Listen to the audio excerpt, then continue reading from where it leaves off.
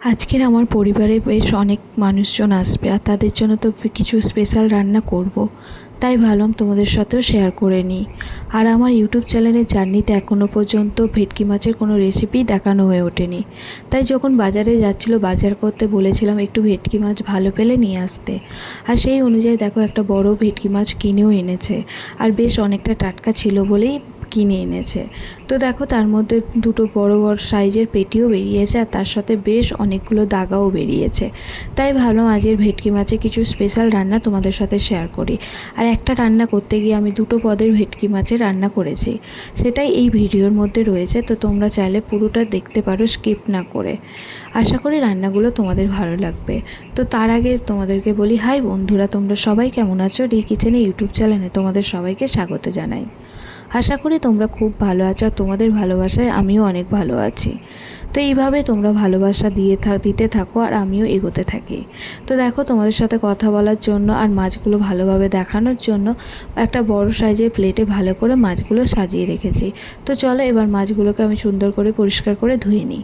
তো দেখো মাছগুলো সুন্দর করে পরিষ্কার করে ধুয়ে নিয়েছি, কিন্তু তোমাদের সাথে দেখাবো বলে একটু ভালো করে মাছগুলোকে সাজিয়েও নিচ্ছি।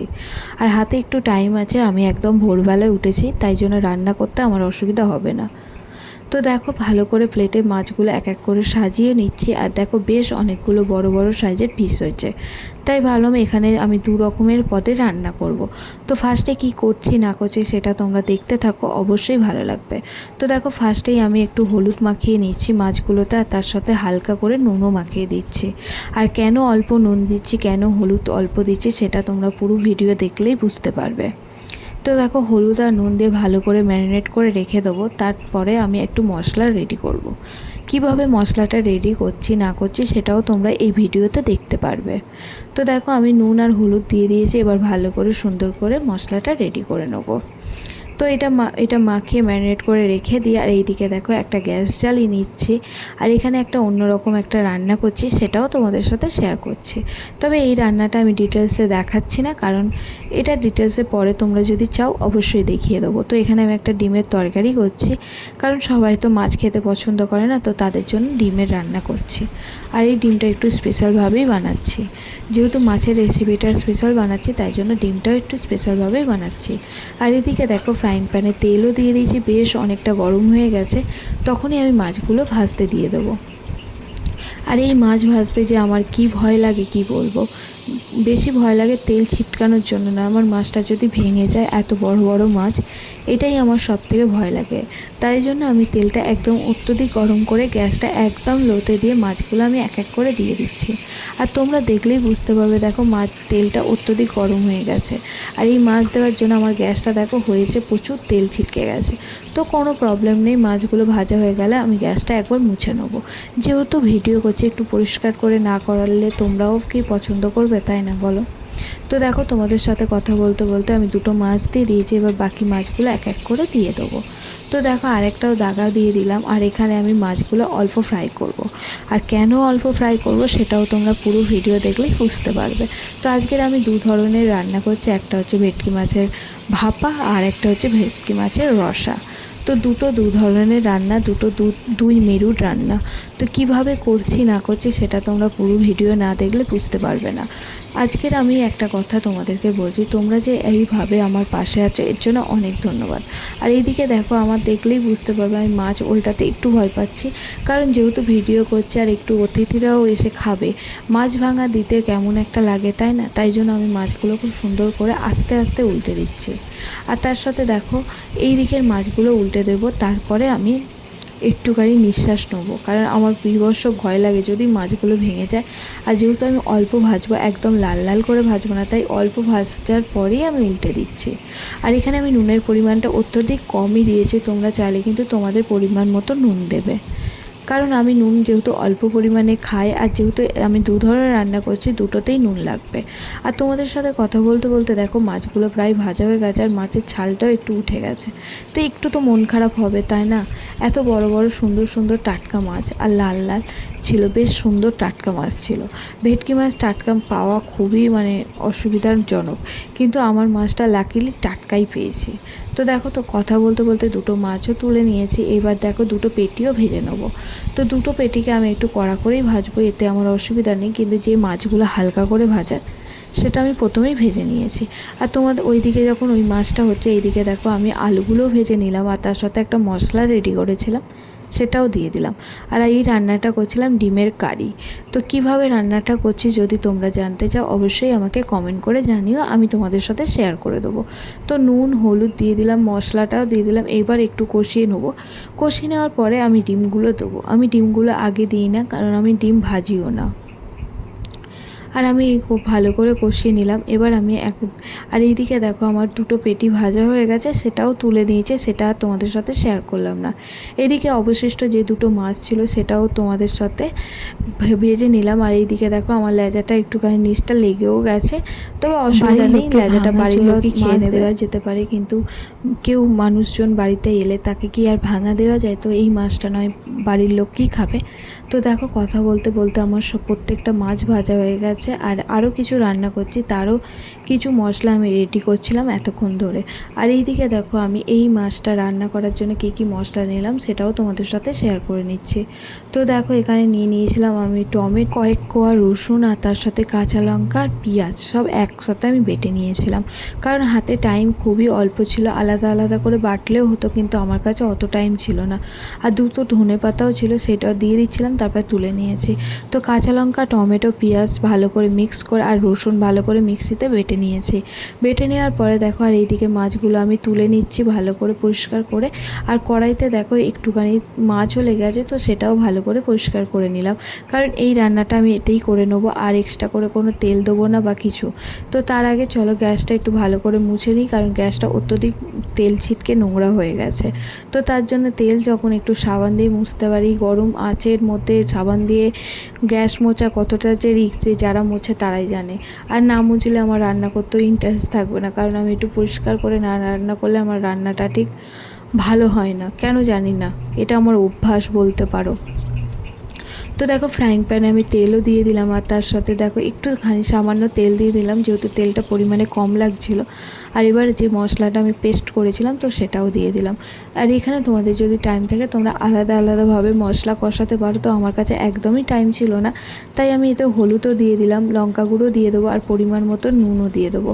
আর কোনো মশলা যাবে না, যেহেতু রসুন পরিমাণে দিয়েছি, তাই জন্য আর কোনো মশলা আমি দেবো না, গুঁড়ো মশলা শুকনো গুঁড়ো কিছুই দেবো না। তো দেখো ভালো করে এবার শুকনো লঙ্কাটা একটু পরিমাণে দেবো, কারণ ওরাও ঝাল খেতে ভালোবাসে, ঝাল ছাড়া আমরা চলে না, তাই আমরা ঝালের পরিমাণটা একটু বেশি খাই। তো দেখো খুব ভালো করে কষিয়ে নেবো বেশ কিছুক্ষণ ধরে, যতক্ষণ না এই মশলাটা একদম শুকনো হয়ে যাচ্ছে। তো বেশ কিছুক্ষণ ধরে ধরো 5 থেকে 6 মিনিট লো ফ্লেমে ভালো করে কষিয়ে নেবো। তো এই কষানোটার মধ্যেই জাদু আছে, তো যতক্ষণ তোমরা কষাবে ততই রান্নার টেস্ট বাড়বে আর ফ্লেভারও বাড়বে। তো দেখো একটা আলাদা ফ্লেভারও আসছে, আর তোমরা সেটা বুঝতে পারছো না জানি, কিন্তু ঘরটা একটা মোমো করছে। তো এইভাবে আমার রান্নাগুলো করতেই পারো, কারণ আমি অল্প টাইমের মধ্যে সুন্দর সুন্দর রেসিপি শেয়ার করি। তোমরা চাইলে অবশ্যই এই রান্নাগুলো একবার বাড়িতে বানাতে পারো, আর বাড়িতে বানিয়ে অবশ্যই আমাকে কমেন্ট করে জানাবে। তো দেখো বেশ অনেকক্ষণ ধরে মশলাটা কষিয়ে নিয়েছি, এবার 2 মিনিটের মতো রেস্ট দিয়েছি। তো 2 মিনিটের মতো রেস্ট দেওয়ার পরে দেখো কড়াইতে বেশ কিছুটা আটকে যাচ্ছিলো, তো তারপরে আবার সুন্দর করে খুন্তির সাহায্যে ভালো করে কষিয়ে নিলাম। দেখো বেশ কিছুক্ষণ ধরে কষাতে কষাতে একদম মশলাটা শুকনো হয়ে যাবে, আর যখনই শুকনো হয়ে যাবে তখনই বুঝবে রান্নাটা প্রায় কমপ্লিট। তো তারপরে দেখো জল দিয়ে দিলাম, আর ভালো করে কষানোটা ভালো করে ঘেটে নিলাম, নইলে একটা লাম্পস হয়ে যাবে, তখন খেতে বাজে লাগবে। আর এইদিকে দেখো আমি দ্বিতীয় পদে যে রান্নাটা করব তারও প্রস্তুতি করে নিচ্ছি। তো একটা ছোট মিক্সিতে নিয়েছিলাম, আর জানি না এই মিক্সিটা এত ভালো, এইরকম পাতুরি করতে বা ভাপা করতে এত ভালো হয় কি বলবো। পোস্ত বাটতে তো এত সুবিধা হয়, আমি এখানে পোস্ততে কিন্তু একটুও জল দিইনি, বেশ কয়েক কোয়ার আমি নিয়ে নিয়েছিলাম কাঁচা লঙ্কা, আর রসুন একদমই দিইনি, এটা রসুন ছাড়া রান্না করছি। তো দেখো বেশ অনেকটা পোস্ত নিয়ে নিয়েছে, তাতে বেশ কিছুটা কাঁচা লঙ্কা দিয়েছে, ভালো করে মিহি করে বেটে নিয়েছি। এবার একটুখানি সর্ষে সর্ষে দেবো। আর এখানে আমি কালো ছোটো দানার সর্ষে নিয়েছি, তোমরা চাইলে অবশ্যই বড় দানার সর্ষে আর একটু সাদা সর্ষেও নিতে পারো। আমি সাদা সর্ষেটা নিইনি, আমি কালো সর্ষেটা নিয়েছিলাম, একটু ভিজিয়ে রেখেছিলাম 2 মিনিটের জন্য। তো দেখো ভালো করে দিয়েছি। এখানে তোমরা চাইলে একটু জল মিক্স করতে পারো, আমি একটু মিক্স করেছি। এবার ভালো করে মিক্স করে নেবো। আর এই ছোটো মিক্সিতে এত সুন্দর মিক্স হয়ে যায়। আর এদিকে দেখো ঝোলটা ভালো সুন্দরভাবে কষিয়ে নিচ্ছে। আর একটু টানা টানা টান টান করবো, তার জন্য দেখো আর একটু ভালো করে ফুটিয়ে যাক, তারপরে আমি এক এক করে মাছ দেবো। তো দেখো তোমাদের সাথে কথা বলতে বলতে ঝোলটা ভালো ফুটে গেছে, তাই জন্য আমি এক এক করে মাছ দিচ্ছি। তো ফার্স্টে ল্যাচা দিয়ে দিলাম, আর যে কটা মাছ ভাপার জন্য করব সে কটা তুলে রেখে বাদ বাকি মাছগুলো আমি এতে দিয়ে দেবো। যেহেতু পরিমাণে আমি সুন্দরভাবে রান্নাগুলো করি, তাই জন্য দেখো পরিমাণে আমি কম করলেও কিন্তু এত সুন্দর টেস্ট হয়, অল্প তরকারিতে বেশি ভাত খাওয়া হয়ে যায়। তো এই একটা পদের রান্নাতেও কিন্তু তোমাদের খাওয়া হয়ে যাবে। তোমরা চাইলে অবশ্যই এই রান্নাগুলো বাড়িতে ট্রাই করো, আশা করি ভালো লাগবে। আর কমেন্টেও কিন্তু জানাতে ভুলবে না রান্নাগুলো কেমন লাগছে। তো দেখো কথা বলতে বলতে মাছগুলো দিয়ে দিলাম, এবার মাছ আর ঝোলটা একটু সুন্দর করে ভালো করে ফুটে যাক, যাতে মাছের মধ্যে ঝোলের গন্ধ ঝোলের স্বাদ ঢুকে যাক। তো ততক্ষণ চলো আমি দ্বিতীয় রান্নাটা করে নিই। তো দেখো দ্বিতীয় রান্না করার জন্য প্রথমেই আমার ভাপা করার জন্য অবশ্যই লাগবে টিফিন বক্স। আর টিফিন বক্সে দেখো আমি সর্ষে বাটা, পোস্ত বাটা আর কাঁচা লঙ্কা বাটাটা দিয়ে দিয়েছি। তাতে পরিমাণ মতন হলুদ দিয়েছিলাম, আর তোমরাও জানতে চেয়েছিলে তখন কেন হলুদের পরিমাণটা কম দিয়েছি। তো এই রান্নাতে এখানে আমি হলুদটা দেবো বলে তাই আমি রান্নায় হলুদের পরিমাণটা কম দিয়েছিলাম মাছ ভাজাতে। আর তার সাথে দেখো শুকনো লঙ্কা গুঁড়োও দিয়ে দিয়েছি, আর তার সাথে বেশ কিছুটা সর্ষের তেলও দিয়েছি। আর সর্ষের তেলে যে ঝাঁজ, তাতে এই রান্নাটা একটা অপরূপ টেস্ট আনবে। তো দেখো আমি এই কদিন বেশ সুন্দর সুন্দর ভাপার রেসিপি করছি, তো তোমরা চাইলে অবশ্যই আমার ভাপার রেসিপিগুলো দেখে আসতে পারো। আমারই কিচেন ইউটিউব চ্যানেলে দেওয়া আছে। তবে ভালো লাগলে অবশ্যই লাইক কমেন্ট সাবস্ক্রাইব করে আমার পাশে থেকো। তো দেখো তোমাদের সাথে ভালো করে কথা বলতে বলতে বেশ সুন্দরভাবে আমি মশলাটা রেডি করে নিয়েছি। তাতে একটু পরিমাণে জল দিয়েছি যাতে মাছগুলো সুন্দর করে মশলার মধ্যে ঢুকে যায়। তো দেখো চামচের সাহায্যে আমি ভালো করে মশলার মধ্যে মাছগুলোকে দিয়ে দিলাম। এইরকমভাবে আমি প্রত্যেকটা মাছ দিয়ে দেবো, দিয়ে ভালো করে ম্যারিনেট করে রেখে দেবো 2 থেকে 3 মিনিট, কারণ মাছের মধ্যে একটু মশলাটা যাতে ঢুকতে পারে তার জন্য। আর তার সাথে দেখো একটু মাছের তেল ছিল, তো সেটাও দিয়ে দিলাম। আর এদিকে দেখো ছুরির সাহায্যে কাঁচা লঙ্কা কাটছিলাম, সেটা হয়ে ওঠেনি, তাই একটু ভালোভাবে কেটে দিলাম। আর এখানে বেশ কিছুটা কাঁচা লঙ্কা নিলাম, তার উপর সর্ষের তেল দিয়ে সুন্দরভাবে সাজিয়ে চাপা দিয়ে 2 থেকে 5 মিনিট রেখে দেবো। তো 2 থেকে 5 মিনিট রাখার পরে আমি কড়াইটা গরম করতে বসিয়েছিলাম, তো তাতে বেশ কিছুটা জল দিয়ে দেবো। অবশ্যই টিফিন বক্সের মাপ অনুযায়ী জল দেবে। টিফিন বক্সের বেশি একদম উবুর চুবুর জল দিও না, তাহলে টিফিন বক্সের ভেতরে জল ঢুকে যাওয়ার চান্স থাকে। তো দেখো জলটা হালকা গরম হয়ে যাওয়ার পরে আমি টিফিন বক্স দিয়ে দিলাম। আর টিফিন বক্সটা বেশ আমি 15 থেকে 16 মিনিট মতন ফুটিয়েছি। আর এইদিকে দেখো আমি যে ঝালটা করছিলাম তাতে ধনেপাতাটাও দিয়ে দিলাম।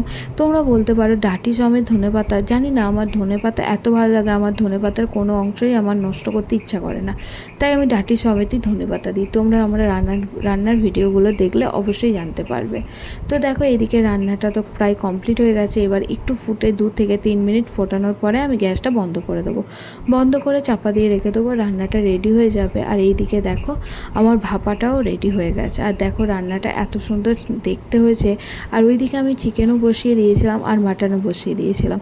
তো বেশ অনেক কিছু রান্না হয়েছিল, কিন্তু সেইগুলো তোমাদের সাথে পরের ভিডিওতে শেয়ার করবো। একটা ভিডিওতে এতগুলো শেয়ার করা যাবে না, তাই জন্য অল্প অল্প করে ভিডিও শেয়ার করছি। তো দেখো কথা বলতে বলতে ভাপাটাও রেডি হয়ে গেছে। আর ভাপাটা রেডি হয়ে গেছে বলেই তোমাদের সাথে শেয়ার করে নিচ্ছে। আর কালারটা দেখো কি সুন্দর হয়েছে, একদম জলটা টেনেও গেছে। যেহেতু আমি 16 মিনিট মতো রেখেছিলাম, তাই জন্য একটা সুন্দর ফ্লেভার সমেত ঝাঁঝালো একটা রান্না বেরিয়েছে। আর এত সুন্দর ঝাঁঝালো যে এই একটা রান্নায় 1 থালা ভাত খাওয়া হয়ে যাবে। আর এটা শুধু কথার কথা না, এটা দেখলে যে করবে রান্নাটা সেই বুঝতে পারবে, সেই অবশ্য কমেন্ট করে জানাবে। যদি পদের রান্নাই তোমাদের সাথে শেয়ার করে নিয়েছি। আর এদিকে দেখো হচ্ছিল চিকেন, আর এদিকে মাটনটা প্রায় রেডি হয়ে গেছে। তো আমার রান্নার ভিডিওগুলো যদি তোমাদের ভালো লাগে তাহলে অবশ্যই লাইক কমেন্ট সাবস্ক্রাইব করে পাশে থেকো। আর তার সাথে করেছিলাম ঢ্যাঁড়সের তরকারি। ধন্যবাদ।